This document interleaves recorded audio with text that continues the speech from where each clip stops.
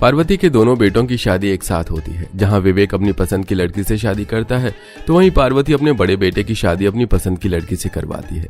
शादी के बाद आज पार्वती की दोनों बहू की पहली रसोई थी, जिसमें दोनों ही बहू अपने परिवार वालों के लिए हलवा बनाती हैं। खाना तो बहुत अच्छा बना है। अच्छा तो होगा ही, आखिर ये हलवा मैंने जो बनाया है। मेरी तो दोनों बहू ही सर्वगुण संपन्न निकली। बहू, तुम दोनों ने खाना बहुत अच्छा बनाया है। ये लो, मेरी तरफ से चांदी के कड़े तुम दोनों के लिए। माँ जी, अगर आपको मुझे कुछ देना ही था तो सोने के कड़े दे देती ना। चांदी के कड़े कौन देता है? और मेरे पास चांदी के पहले से ही बहुत सारे गहने रखे हुए हैं। मुझे आपके इन चांदी के कड़ों की जरूरत नहीं है। पर जेठानी जी गरीब घर से हैं, उन्हें जरूरत होगी, आप इन्हें ही दे दीजिए। सपना बिना चांदी के कड़े लिए अपनी सास का मजाक बनाकर वहां से चली जाती है। ये सब देखकर पार्वती को बहुत बुरा लगता है। माँ जी, देवरानी जी नादान है, उनकी बातों का बुरा मत लगाइए। बहू, मुझे खुशी है कि तू समझदार निकली, तूने समझा। अच्छा तू भी खा ले अब खाना। अब मैं क्या करूं? मेरी छोटी बहू ना सिर्फ अमीर घर से है, बल्कि मेरा बेटा भी उसके पिता के साथ उसी की कंपनी में काम करता है। इसीलिए मुझे उसकी बातें तो सुननी ही पड़ेंगी। अगर घर में रिश्ते खराब हुए तो कहीं बात मेरे बेटे की नौकरी पर ना आ जाए। मुझे उसके लिए सोने के कड़े बनवाने होंगे। इतना बोलकर पार्वती अपने कमरे में चली जाती है। अब इसी तरह कुछ दिन बीत जाते हैं और एक दिन पार्वती जब बाहर बाजार जा रही होती है तो वो सपना को फोन पर किसी से बात करते सुनती है। अरे यार, ये लोग भला मुझे क्या ही दे पाएंगे मेरी पहली रसोई में। इन गरीबों के पास कुछ है ही नहीं देने के लिए। वही पकड़ा रहे थे चांदी के कड़े, मैंने तो लिए नहीं। सपना की बातें सुनकर पार्वती उदास हो जाती है और कुछ देर बाद पार्वती अपने कमरे में जाती है और तिजोरी खोलकर पैसे और गहने देखती है। मेरी छोटी बहू बहुत अमीर है, गलती मेरी ही है। मुझे उसे चांदी के कड़े नहीं देने चाहिए थे। सही कहती है छोटी बहू, मुझे उसे देना ही था तो सोने का कड़ा देना चाहिए। एक काम करती हूँ, मैं अपनी छोटी बहू के लिए सोने के कड़े ही बनवा लेती हूँ। पर मेरे पास तो सिर्फ 10,000 रुपए हैं और सोने के कड़े बनाने के लिए कम से कम मुझे 50-60 हजार रुपए और चाहिए होंगे। अपने पास बचे हुए पैसे देख पार्वती परेशान अपने कमरे में बैठे सोच रही होती है कि तभी वहां पूजा हाथों में कुछ गिफ्ट लेकर आती है। माँ जी, ये मेरे मायके वालों ने आप लोगों के लिए कुछ गिफ्ट भेजे थे, पर मुझे मौका ही नहीं मिला कि मैं आप सबको दे पाऊँ। इसीलिए मैंने सोचा कि ये सारे गिफ्ट आपको दे दूं ताकि आप सबको उनका गिफ्ट दे दें। अरे वाह, लगता है मैं बिल्कुल सही समय पर घर आई हूँ। इतने सारे गिफ्ट, ये सारे गिफ्ट किसके लिए हैं भाभी? ये सारे गिफ्ट आपकी माँ जी, मेरी देवरानी जी और तुम्हारे भैया जी के लिए हैं। मेरे मायके वालों ने दिया है। तुम्हारे भैया तो रात में आएंगे तो मैंने उन्हें उनका गिफ्ट खुद दे दूंगी। काजल, तुम एक काम करो ना, देवरानी जी को बुला लो और अपने हाथों से ही आप सबको आपके गिफ्ट दे देती हूँ। पूजा के कहने पर काजल अपनी छोटी भाभी को भी अपनी माँ के कमरे में बुलाती है, जहाँ एक एक करके पूजा सबको उनका गिफ्ट देती है। और जब सपना सबके गिफ्ट देखती है तो एक बार फिर से हंसने लगती है। हे भगवान, मेरे लिए ये चांदी की अंगूठी, ननद जी के लिए गले की चांदी की चेन और माँ जी के लिए साधारण सी साड़ी और शगुन के तौर पर पैसे। भला इतना सस्ता गिफ्ट कोई कैसे दे देता है? हो ना हो जेठानी जी, आपके घर वालों ने मेरे पति के लिए भी जरूर पैंट शर्ट का कपड़ा रखा होगा। अरे देना ही था तो कुछ अच्छा गिफ्ट देते ना, जो देखने में भी अच्छा लगता और देने में भी अच्छा लगता। बहू, बड़ी बहू के मायके वाले इतने अमीर नहीं कि वो कुछ महंगी चीज दे सके। उन्होंने तो बस तोहफा देकर अपना और हमारा मान रखा है। ऐसा घटिया तोहफा देकर भला किसका मान रखा गया है? इससे अच्छा कुछ देते ही ना। मुझे तो नहीं चाहिए जेठानी जी का ये गिफ्ट। जेठानी जी, आपका गिफ्ट आपको ही मुबारक हो। एक बार फिर सपना अपनी जेठानी के तोहफे का मजाक बनाकर वहां से चली जाती है। पर इस बार न सिर्फ पार्वती को बुरा लगता है बल्कि काजल और पूजा के दिल को भी ठेस पहुंचती है। छोटी भाभी कितनी घमंडी है, खुद को अपने मायके से कुछ नहीं लेकर आई और भाभी के गिफ्ट का मजाक बना रही है।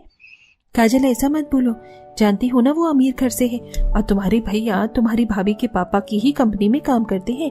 अगर यहाँ पर तुम्हारी भाभी को जरा भी दिक्कत हुई तो इसका असर तुम्हारे भैया की नौकरी पर भी पड़ सकता है। जहां एक तरफ पूरा परिवार सपना की इन हरकतों को बर्दाश्त कर रहा होता है तो वहीं पार्वती पैसों का इंतजाम कर रही होती है ताकि वो अपनी बहू को सोने का कड़ा दे सके। और तभी उसे अपनी दोस्त उषा की याद आती है। उषा बहन, मैंने तुझे कुछ समय पहले 30,000 रुपए दिए थे। मुझे उन पैसों की बहुत जरूरत है। क्या तुम मुझे मेरे पैसे दे सकती है? हाँ पार्वती, क्यों नहीं, वो पैसे तो तेरे ही हैं, बस तू मुझे 10 दिन का समय दे। हाँ उषा, क्यों नहीं। चलो पैसों का इंतजाम तो हो गया, सोने के कड़े दे सकूंगी, बस 10 दिन की बात है। पार्वती अपनी बहू को सोने के कड़े देने के लिए पैसों का इंतजाम तो कर लेती है, पर इन 10 दिन में पार्वती अपनी छोटी बहू का असली रूप भी देखती है। सपना, मैं जानता हूं तुम बड़े घर से हो, तुमने कभी अपने घर में काम नहीं किया होगा, पर आज तुम्हारी जेठानी की तबीयत कुछ ठीक नहीं है और काजल कॉलेज गई है, तो क्या तुम मेरे लिए नाश्ता बना सकती हो? जेठ जी, आपको क्या मैं नौकरानी नजर आ रही हूँ? आपने सोच कैसे लिया कि मैं आपके लिए नाश्ता बना दूंगी? मेरा पति भी तो भूखा है और मैं आपके लिए इतनी मेहनत करूंगी, भूल जाइए। पंकज बेटा, तू फिक्र मत कर, तेरी माँ भी जिंदा है, मैं तेरे लिए नाश्ता बना देती हूँ। हाँ हाँ, अब इस उम्र में अपनी बेटी के लिए नाश्ता ही बनाओगी ना? अगर एक नौकर रख लेती तो ये दिन न देखना पड़ता। सपना अकड़ दिखाकर वहां से चली जाती है और पार्वती सपना का ये रूप देखकर हैरान रह जाती है। इसी तरह कुछ दिन बीत जाते हैं और ऐसे ही एक दिन उषा पार्वती को उसके पैसे देने के लिए घर जाती है, जहां उषा सपना को देख उसकी तारीफ करती है। पार्वती, तो ये है तेरी छोटी बहू जिसकी तू मुझसे इतनी तारीफ कर रही थी। तेरी बहू तो सच में चांद का टुकड़ा है। माँ जी, कैसे कैसे गरीब लोगों को आप घर में उठा कर ले आती हैं? आप लोगों को मैं झेल रही हूँ वो कम है क्या, जो मुझे जोकर बनाकर उनके सामने बिठाया जा रहा है? अपने दोस्त को बोलो जैसी आई है वैसे ही उल्टे पैर यहाँ से चली जाए। मेरा इससे बात करने का मन नहीं है, मैं अपने कमरे में आराम करने जा रही हूँ। पर बहू, 2 मिनट की तो बात है, अगर तू थोड़ी बात कर लेगी तो छोटी नहीं हो जाएगी।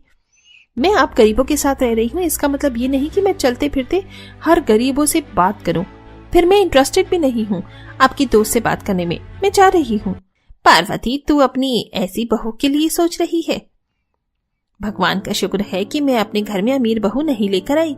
मैं तो यहाँ सिर्फ तुझे तेरे पैसे देने के लिए आई थी, पर तेरी बहू को देखा तो सोचा तेरी बहू से भी 2 बातें कर लूं। पर लगता है तेरी बहू को बात करना ही नहीं पसंद। इतना बोलकर उषा वहां से जाने ही लगती है कि तभी वहां पार्वती की बड़ी बहू आती है। आंटी जी, आप इतनी दूर से आई हैं और बिना खाए ही जा रही है। मैं अपनी देवरानी की तरफ से माफी मांगती हूँ, आप कुछ खा लीजिए। नहीं बहू, तुम्हारी देवरानी की बातों से मेरा पेट भर गया। पार्वती, जितना तू अपनी छोटी बहू के लिए सोच रही है, अगर बड़ी बहू के लिए सोच ले तो ज्यादा अच्छा होगा।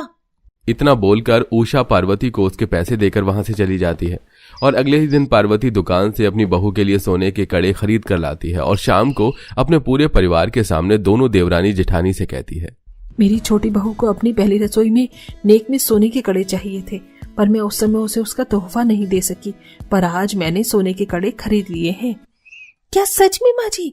माँ जी, आप तो बहुत अच्छी निकली। मुझे तो लगा कि आप जैसे गरीब सास कभी अपनी बहू को सोने के कड़े नहीं दे पाएगी, पर आपने मेरे लिए इतना सोचा। मुझे ये सोचकर बहुत खुशी हो रही है। काश की बहू, जितनी खुशी तुझे हो रही है उतनी ही खुशी मुझे भी तेरी सोच से हो पाती। मैंने ये सोने के कड़े खरीद तो लिए तेरे लिए, पर मैं ये सोने के कड़े अपने सोने जैसे दिल वाली तेरी जेठानी यानी बड़ी बहू पूजा को देना चाहती हूँ, जिसने हमेशा इस घर को संभाला और ये साबित कर दिया कि पूजा इस घर के लिए परफेक्ट बहू है और वो ये सोने के कड़े डिजर्व करती है, ना कि तुम। माँ, आज तुमने बिल्कुल सही फैसला लिया है।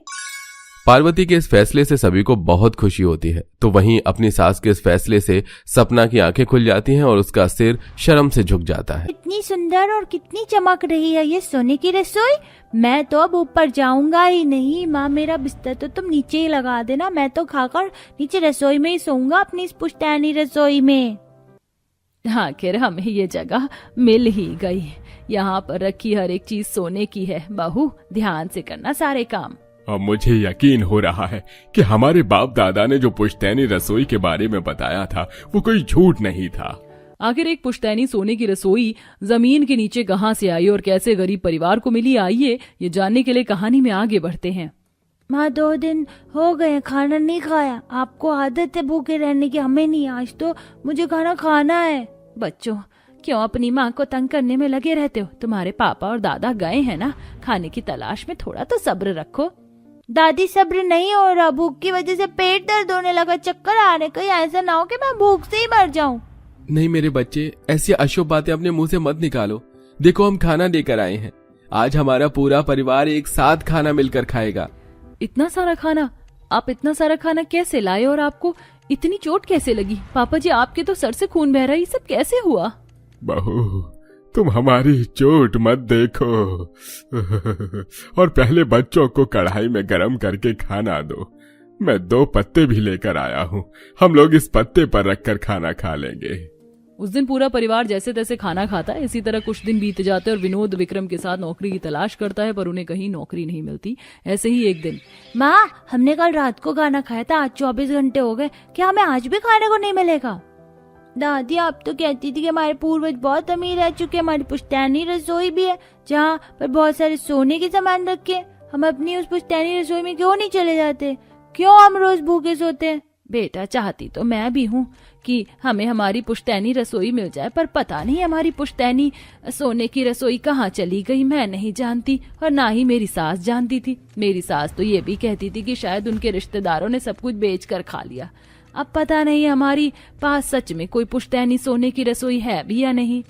बच्चों अब दादी को परेशान मत करो, आज हमारी किस्मत में खाना नहीं है, हमारी किस्मत में इसी तरीके से भूखे सोना लिखा है। चलो पानी पीकर सो जाओ। बच्चे अपने परिवार वालों की हालत को समझने की कोशिश करते हैं और पूरा परिवार पानी पीकर सो जाता है। अगले दिन एक बार फिर विक्रम और विनोद काम की तलाश पर जाते हैं। भैया मुझे सारे काम आते हैं, आपके पास कोई काम है तो कृपया करके मुझे दे दो। अरे तुम जैसे गरीबों को मैं क्या काम दूं? मेरे पास कोई जगह नहीं है, जाओ यहाँ से। मालिक रोड पर कोई अमीर औरत लंगर बांट रही है, मैं तो लंगर खाने जा रहा हूँ। क्या लंगर बट रहा है? ये तो अच्छा मौका है, मैं जाकर ज्यादा खाना खा लेता हूँ ताकि कल तक हम सब पेट भर कर खा सके। खाने की आस लेकर विक्रम उस लड़के के पीछे जाता है जहां वो देखता है कि लंगर बट रहा है और काफी लंबी लाइन भी लगी है। विक्रम उस लाइन में लग जाता है, पर जब तक विक्रम का नंबर आता है खाना खत्म हो जाता है। क्या खाना खत्म हो गया? भाई लगता है हमारी किस्मत में ही नहीं है, मुझे आज फिर अपने घर की सूखी रोटी खानी पड़ेगी। भाई तुम्हारे घर में तो सूखी रोटी भी है, मेरे घर में तो वो भी नहीं है। उदास होकर विक्रम वहां से जाने लगता है कि तभी उसकी नजर फेंके हुए खाने पर पड़ती है और वो एक पन्नी में फेंका हुआ पूरी सब्जी उठाने लगता है। तभी एक औरत ये सब देख लेती है और विक्रम से कहती है, अरे भाई साहब आप ये सब क्या कर रहे हैं? फेंका हुआ खाना उठा रहे हैं, माफ करना खाना कम पड़ गया, पर हम उन लोगों को खाना प्रोवाइड कर रहे हैं जिनको खाना नहीं मिला। चलिए मैं आपको खाना दिलवाती हूँ, ये फेंका हुआ खाना मत लीजिए। सरला विक्रम के साथ कुछ और गरीबों को अपने साथ ले जाती है और सबको ढेर सारा खाना दिलवाती है। रात को विक्रम खाना लेकर खुशी खुशी घर जाता है और उसके हाथों में खाना देख बच्चे बहुत खुश होते हैं, पर आशा और नेहा परेशान हो जाती हैं और वो डर जाते हैं। इतना सारा खाना, ये खाना तो 2 दिन चलेगा, आप सच सच बताना कि आपने फिर से खाने की चोरी करी है? नहीं नहीं नहीं नेहा, आज मैंने खाने की चोरी नहीं करी, आज ये खाना मुझे किसी एक औरत ने दिया है। चलो बातें खत्म करके खाना खाने के लिए बैठते हैं।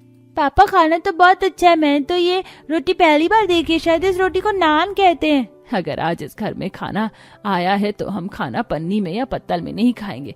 मेरी सास ने एक प्लेट दी थी, ये पुश्तैनी प्लेट है, ये पुश्तैनी रसोई ना सही पर पुश्तैनी सोने की प्लेट तो है। आज हम सब इसी में खाना खाएंगे और इसे संभाल के रखेंगे ताकि आने वाले समय में ये पुश्तैनी प्लेट अपने राजू को दे सको, ताकि उसकी बीवी इसे संभाल के रखे। अच्छा मैं प्लेट निकालती हूँ। पूरा परिवार उस सोने की प्लेट में खाना खाता है और कुछ खाना बचा लेता है। अगले दिन फिर से जब वह लोग रात में खाने के लिए बैठते हैं तभी उनके चौखट पर एक बूढ़ी औरत आती है। भगवान के नाम पर कोई बूढ़ी औरत की मदद करो, पिछले 3 दिन से मैंने कुछ नहीं खाया, कुछ खाने को दे दो। अरे हम तो खुद गरीब हैं, इतनी मुश्किल से थोड़ा सा खाना खाने को मिला है और हमारे दरवाजे पर ये बूढ़ी औरत आ गई, अब हम क्या करें? कोई बात नहीं पापा जी, मैंने कल भी खाना खाया था, मैं अपने हिस्से का खाना इन बूढ़ी अम्मा को खिला देती हूँ। नेहा खुद ना खाकर वो खाना बूढ़ी अम्मा को अपने घर में बुलाकर खिला देती है, जिससे बूढ़ी औरत बहुत खुश होती है और उनसे कहती है, बेटा तुमने मेरा दिल खुश कर दिया, इसलिए मैं आज तुम्हारी एक इच्छा पूरी करूंगी। तुम लोग अपनी पुश्तैनी रसोई ढूंढ रहे थे ना, आज ये बूढ़ी तुम्हें तुम्हारी पुश्तैनी रसोई तक पहुंचाएगी। इतना बोलकर बूढ़ी औरत 3 बार अपनी लाठी जमीन पर मारती है और उस जमीन पर गोल सा गड्ढा टाइप में ढक्कन बन जाता है, जिसे खोलकर पूरा परिवार अंदर जाता है और उन्हें अपनी पुश्तैनी रसोई नजर आती है। वहां पर रखी हर एक चीज, स्लिप, दीवार, बर्तन, चूल्हा, सिलेंडर, यहाँ तक कि दीवारों पर टंगी उनके पूर्वजों की फोटो भी सोने की बनी होती है। माँ ये फोटो देखो, ये फोटो तो नहीं बूढ़ी अम्मा की है जिन्हें आपने खाना खिलाया था। हाँ बेटा तुम सही कह रही हो, पर वो अम्मा कहाँ चली गई? बहू मैं समझ गई, वो बूढ़ी अम्मा और कोई नहीं बल्कि हमारी पूर्वज रह चुकी हैं। पूरा परिवार अपनी पुश्तैनी रसोई देखकर खुशी के साथ साथ बहुत हैरान था। तभी उनके सामने एक पूरा बर्तनों का सेट जो कि सोने से बना था उनके सामने चल कर आता है। हम जादुई पुश्तैनी सोने की रसोई है तुम्हारी, इसलिए हमें छुपा के जमीन के नीचे रखा गया था, वरना तुम्हारे कुछ रिश्तेदार हमें भी बेचते थे और हम आज तक तुम्हारा ही इंतजार कर रहे थे ताकि हम अपने आने वाली पीढ़ी की मदद कर सकें। सच में अगर तुम जादुई हो तो क्या तुम हमें अच्छा खाना दे सकते हो? हाँ क्यों नहीं, जो भी खाना है उस चीज का नाम लेकर कढ़ाई को गैस पर रख दो, खाना अपने आप मिल जाएगा। सोने के बर्तन के इतना बोलते ही आशा और नेहा जादुई सोने का गैस जलाकर उस पर कढ़ाई और पतीला रख देते हैं और बच्चे जो खाना मांगते हैं उनके सामने आ जाता है। वाह, पिज्जा, चाउमीन, बर्गर सब मिल गया जो हमें खाना था। ये सब कुछ हमने कभी नहीं खाया, बस लोगों के मुंह से नाम सुना था। आज हम पेट भर के खाएंगे माँ। अब मुझे ऊपर घर में नहीं जाना, मैं अपनी सोने की रसोई में ही रहूंगी नीचे। नेहा, माँ, पापा, हमें हमारी पुश्तैनी रसोई मिल गई, सोने के बर्तन मिल गए, पर हम कब तक जादुई बर्तनों से मदद लेते रहेंगे? हमें काम की तलाश जारी रखनी चाहिए। हमारी सारी जरूरतें जादुई सोने के बर्तन पूरी नहीं कर सकते, ये केवल हमारा पेट भर सकते हैं। सही कहा तुमने, हम सिर्फ तुम्हें खाना दे सकते हैं, पैसे नहीं। इसके लिए तुम्हें कमाना होगा और तुम्हारे घर से आधे घंटे की दूरी पर एक बर्तन की दुकान में जगह खाली है, तुम्हें वहाँ अच्छी नौकरी मिल सकती है अगर तुम आज शाम तक चले जाओ तो। बर्तन के कहने पर विक्रम और विनोद काम की तलाश में उसी जगह जाते हैं जहां बर्तन ने कहा था और उनके जाते उन्हें काम मिल जाता है। अब इसी तरह कुछ दिन बीत जाते हैं और नौकरी मिलने के बाद उनकी आर्थिक स्थिति ठीक होने लगती है। पुश्तैनी रसोई ने हमारी बहुत मदद करी है, इसे हम अपनी जान से भी ज्यादा संभाल के रखेंगे, पर उससे पहले हमें अपने घर की मरम्मत करनी होगी और आसपास की अपनी बिकी हुई जमीन वापस खरीदनी होगी।